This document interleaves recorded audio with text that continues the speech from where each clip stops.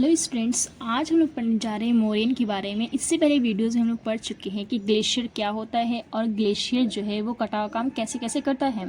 फिर उसके बाद से ग्लेशियर जो है अपने इरोजन के ज़रिए कौन कौन से लैंडफॉर्म बनाता है। आज लेकिन हम पढ़ने जा रहे हैं कौन सा टॉपिक, तो वो है मोरेन। मोरेन क्या होता है, ये किसी इंसान का नाम नहीं है। तो पहला चीज़ क्या है, मोरेन होता क्या है। तो मोरेन मतलब क्या, ग्लेशियर के अंदर, यानी हमारा ग्लेशियर मतलब क्या होता है, बर्फ़। तो बर्फ़ जो होता है, बर्फ़ का जो आइस शीट जो होता है वो पूरा, जिसके अंदर बहुत सारे मादे जमे होते हैं, तो ये हमारा क्या है, ग्लेशियर है। इसके अंदर जो डिपोजिशन हुआ रहता है, उसी डिपोजिशन को, उन्हें हम रॉक को, मटेरियल को क्या बोलते हैं हम लोग, मोरेन कहते हैं। यानी बोल सकते हैं मोरेन क्या है, तो ये ग्लेशियर के अंदर जमे हुए मादे हैं जिनको हम क्या कहते हैं, मोरेन कहते हैं। ठीक है, इनका बहुत सारे टाइप्स होता है, जिसमें हमको यहाँ पढ़ना है 5 टाइप। पहला है lateral moraine, medial moraine, terminal moraine, ground moraine and the last one glacial moraine. तो फर्स्ट पढ़ने जा रहे हैं हम लोग किसके, लेटरल मोरेन के बारे में। ये क्या होता है, तो इस डायग्राम से हम लोग को क्लियर समझ में आएगा कि मोरेन क्या होता है या फिर किस तरह का कौन कौन सा टाइप है यहाँ पे। तो पहला पढ़ने जा रहे हैं हम लोग कौन सा, तो लेटरल मोरेन। वो क्या होता है, तो जो ये हमारा पूरा ग्लेशियर है, ये पहाड़ी इलाका पूरा हमारा नज़र आ रहा है, ये पूरा इसमें ये हमारा आ रहा है यहाँ से ग्लेशियर। ग्लेशियर के दोनों साइड में ये हमारा पूरा ग्लेशियर है। तो ये इसका साइड है, ये एक इसका साइड, जैसे हमारा जो रिवर होता है उसका 2 बैंक होता है, उसी तरह से ग्लेशियर का 2 साइड है। तो ये लेटरल साइड है दोनों।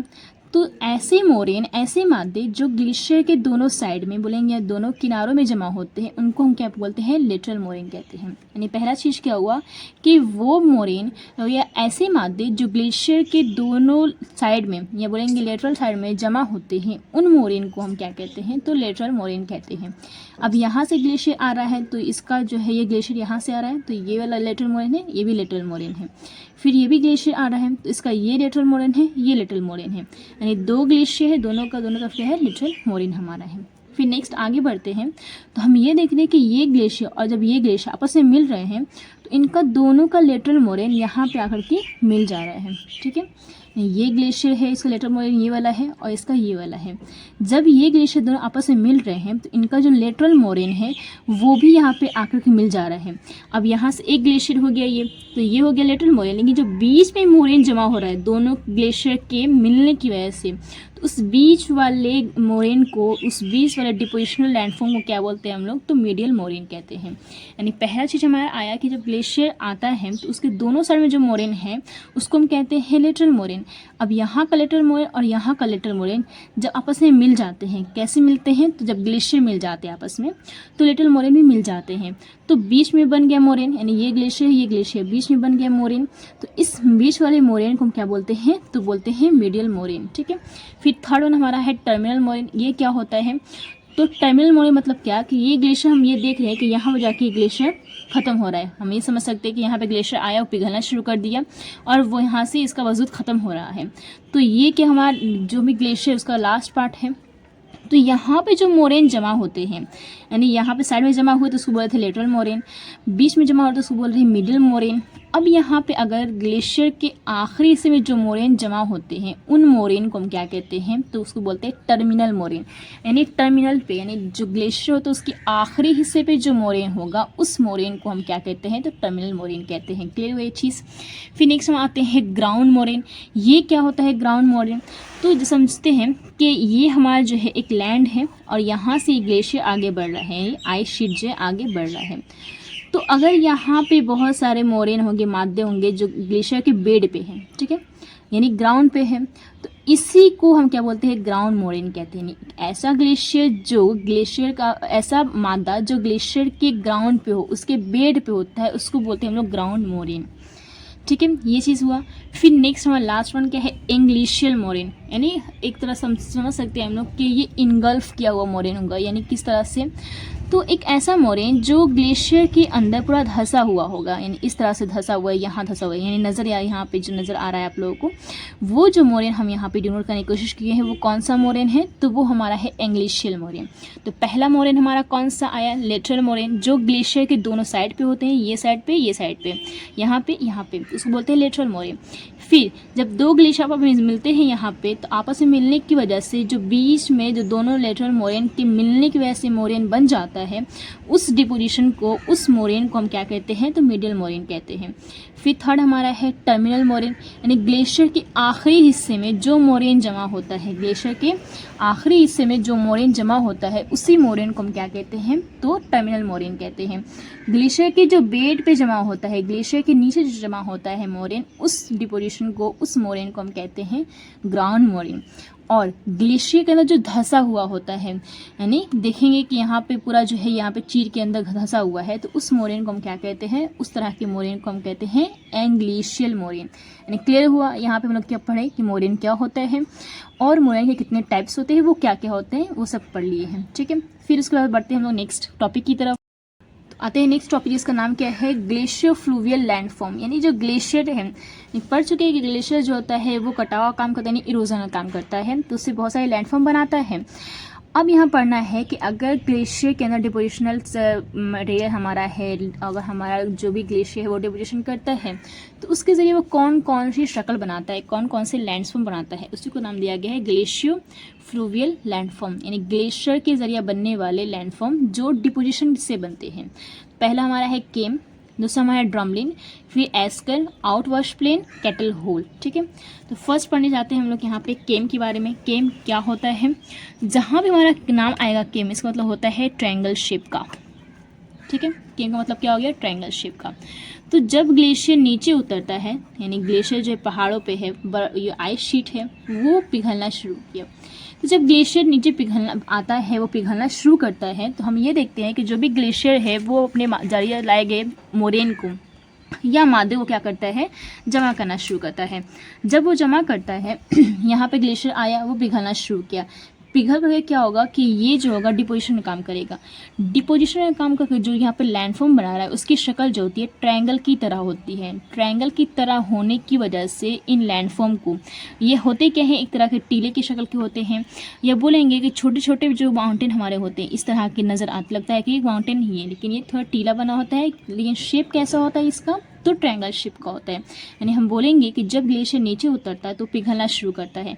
पिघलने के बाद जो ग्लेशियर होता है डिपोजिशन में काम करता है, उसके नीचे उतरने के बाद जो भी जगह जहाँ पे खाली जगह है वहाँ वो डिपोजिशन करने के बाद क्या करता है, तो एक लैंडफॉर्म बना जिसका नाम, जिसकी जो शक्ल होती है वो ट्रायंगल की तरह होती है।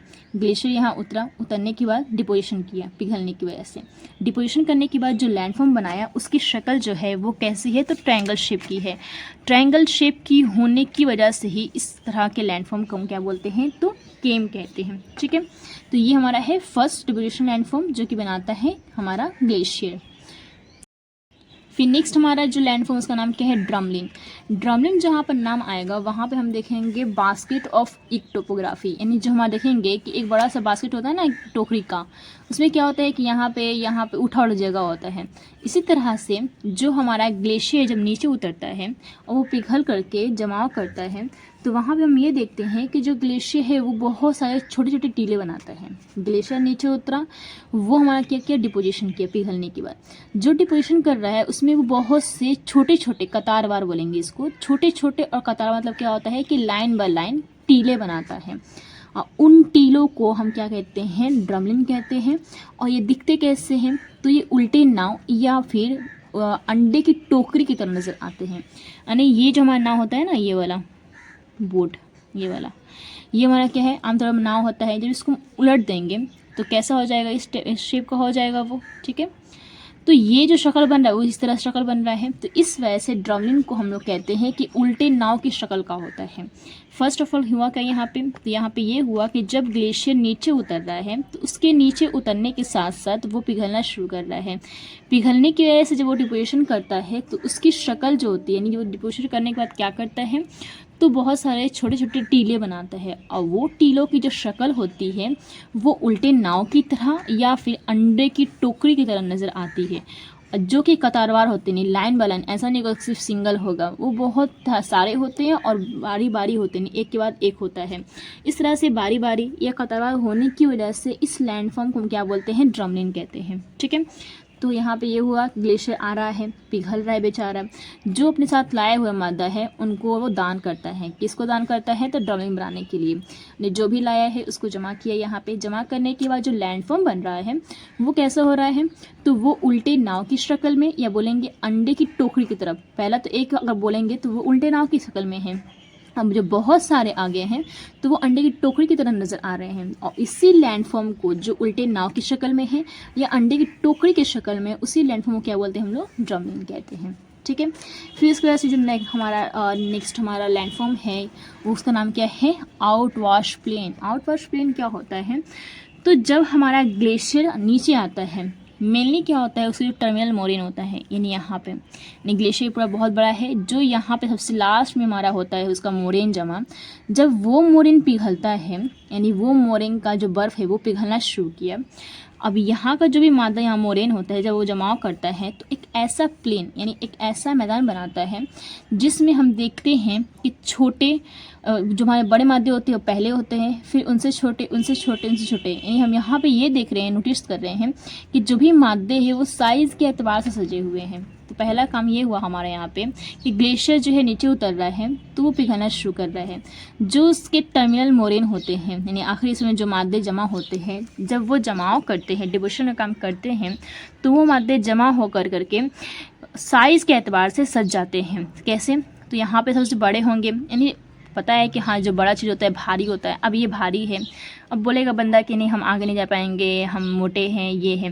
और जो छोटे छोटे होंगे वो दौड़ के आगे भाग जाते हैं। तो जो बड़े बड़े वो यहीं रह जाते हैं भारी होने की वजह से, और छोटे दूर तक चले जाते हैं। तो हम यहाँ पे ये देख रहे हैं कि जो आउटवाश प्लेन होता है हमारा, उसमें जब टर्मिनल मोरेन का बर्फ़ पिघलता है तो वो बनाता है एक मैदान, जिसमें बड़े साइज़ की मोरेन जो होते हैं वो पहले जमा होते हैं, यानी पहाड़ के दावा के करीब होते हैं, और जो उससे छोटे होते हैं वो उनकी बारी बारी जमा होते रहते हैं। यानी यहाँ पे हमारा जो भी मोरेन जमा हुआ है वो साइज़ के एतबार से जमा हुआ है। सबसे बड़े जो होते हैं वो पहले होते हैं, फिर उसके बाद छोटे छोटे होते जाते हैं। तो ये हमारा क्या है? आउटवाश प्लेन है जो बन रहा है ग्लेशियर की डिपोजिशन के ज़रिए। इसमें सबसे मेन चीज़ क्या होता है कि जो भी हमारे मोरेन होते हैं, या बोलेंगे जो भी हमारे मादे होते हैं, वो मादे साइज़ के एतबार से सजे हुए होते हैं। बड़े वाले पहले सजे होते हैं और जो छोटे वाले होते हैं उनके बाद सजे होते हैं। तो ये बन गया ये एक प्लेन जिसको हम बोलते हैं आउटवाश प्लेन। ठीक है, क्लियर हुआ ये चीज़। अब नेक्स्ट हमारा यहाँ पे आता है केटल होल। केटल होल क्या होता है?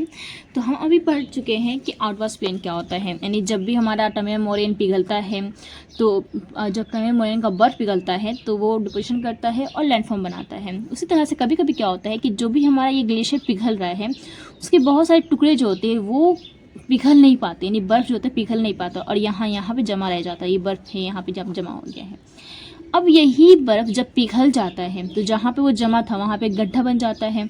अब कोई भी ऐसे आया, यहाँ पे जमा हो गया है, अब इसके जमा होने के बाद ये गड्ढा हो गया और इसी में क्या होता है? पानी भर जाता है। यानी पहले क्या हुआ कि जो भी हमारा टर्मिनल मोरेन है, यानी बोलेंगे कि आउटवाश प्लेन में कुछ कुछ बर्फ़ के टुकड़े जो होते हैं, बड़े बड़े बर्फ़ के टुकड़े, वो जो होते हैं वो धंसे रह जाते हैं, यानी बहुत सारे मलबूसात का वो धंस गए हैं। यहाँ पे हमारा क्या है? बहुत सारा मादा है, इसके बीच में ये पूरा बर्फ़ का टुकड़ा धंसा हुआ है।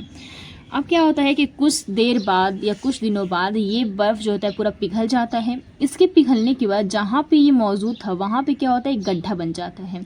उस गड्ढे को हम बोलते हैं केटल होल। पहला काम क्या हुआ कि जब भी हमारा जो भी आउटवाश प्लेन होता है उसमें एक बड़े बड़े साइज़ का जो बर्फ़ होता है वो कहीं कहीं पे जाकर धंस जाता है या वो बोलेंगे कि मलबूसात में पड़ा रह जाता है, वो पिघलता नहीं है। जब वो कुछ देर बाद, कुछ वक्त के बाद वो पिघलना शुरू करता है तो उसके पिघलने के बाद वहाँ पे, उस जगह पे जहाँ पे वो धंसा हुआ था, वहाँ पे एक खड या बोलेंगे गड्ढा बन जाता है। उस गड्ढे को क्या बोलते हैं? केटल होल बोलते हैं। ठीक है, अब ये चूँकि बर्फ़ था और ये गड्ढा बन गया है तो जो पानी है पिघला कहाँ आएगा? इसके अंदर जमा हो जाएगा, यानी एक झील बन जाएगा। उसी झील को बोलते हैं लेक। तो कौन सा लेक होगा यहाँ पे हमारा? तो केटल लेक होगा।